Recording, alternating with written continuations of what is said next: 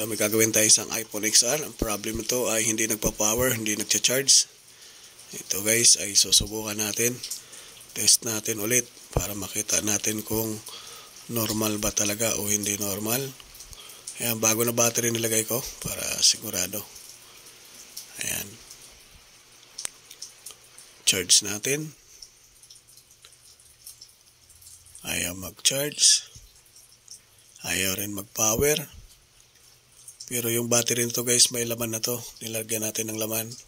Kaso ayaw talaga mag-power, ayaw mag-charge. Ayan. Dito ay U2IC ang papalitan natin. Ayan. Ito yung U2IC nya. Babakbakin natin yan. Pero silyado kasi to katabi ng CPU. Tatakpan lang natin yung CPU nya. Ayan. Para safe yung tapos yung Wi-Fi IC. Para safe yung CPU kasi baka mamaya magkaroon ng error. Pwedeng pumutok. Kaya maingat ang galaw natin. Ayan, babakbakin muna natin yung pinaka rubber nyo sa taas. Tapos gamitan lang natin ng panghinang. Solderin lang yung pangangat natin. Di tayo pwedeng gumamit ng hot air dahil medyo sensitive. Gagamit lang tayo ng hot air pag nagbalik na tayo ng bago na U2IC. Ayan, tatanggalin mo natin yung mga glue sa gilid. Ayan, mga dikit-dikit niya na glue. Importante matanggal mo na to guys kasi hindi mahirap tanggalin to pag nakadikit pa rin siya. Ayan. Medyo makunat siya pag nandito pa rin yung pandikit, kaya kailangan malinis talaga siya ng gusto. Ang problema nito guys ay hindi nagcha-charge, hindi rin nagpa-power. So dito natin malalaman. Madalas kasi nagkakaroon ng error yung U2IC pag hindi nagcha-charge, hindi nagpa-power. Madalas ito yung sira. Kaya hindi tayo gagalaw ng power IC dahil yung power IC mismo ay may current. Ito lang yung walang current. So gagawin natin ay babakbakin.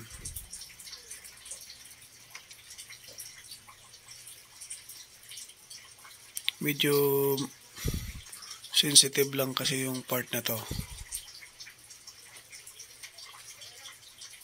Ayan.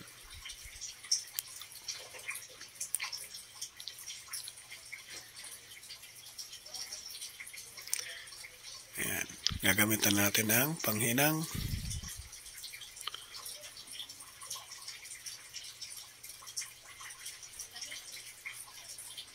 Ayan, kumulo na siya guys. Pwede na. Inangat na natin kasi kumulo na siya. Ayan. Papalitan natin ngayon ng bago U2IC. Dito natin makita kung tatakbo ba talaga o hindi tatakbo. Kasi patay siya tapos hindi pa nagcha-charge. Ayan. Hindi siya grounded, walang ground kahit isang current, isang amperahe walang lumalabas. Medyo lang to guys, dubling ingat lang kayo pag nagpalit kayo ng U2IC ng XR dahil tabi na CPU. Di katulad yung mga iPhone 7, iPhone 8, mga iPhone 6 Plus. Malayo sa CPU yung U2IC. Ito kasi katabi ng Wi-Fi, katabi ng CPU. Ayan. Kaya medyo sensitive talaga siya. Ayan na. Lalagyan na natin ng bago. Para malaman natin kung gagana ba yung ginawa natin.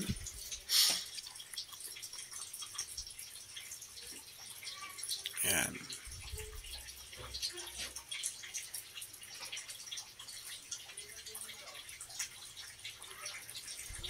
Yan, hot air na yung ginamit natin guys pagbalik.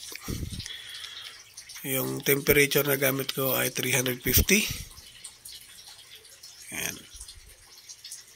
Maliit lang yung nozzle na gamit natin para kung saan yung IC, yun lang ang tatamaan. Yan.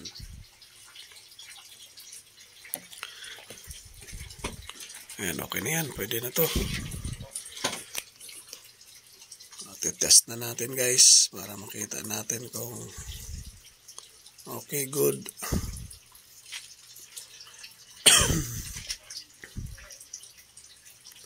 Ayan.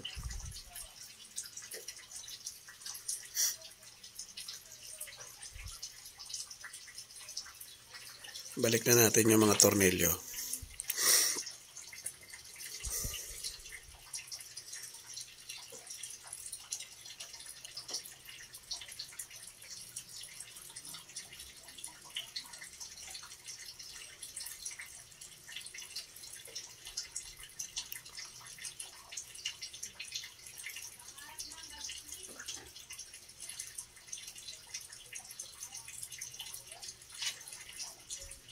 Ayan.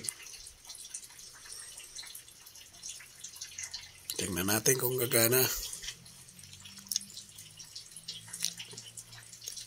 Test natin. Power on.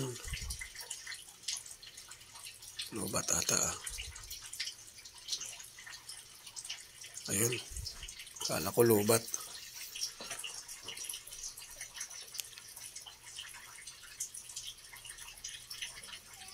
iPhone XR, lead boot. Hey guys, natsambahan natin, gumana na. So kung bago ka sa channel ko guys, palike na lang sa pa-subscribe para lagi kayo ma-update sa mga bagong upload natin. So see you in the next video ulit guys. Thank you.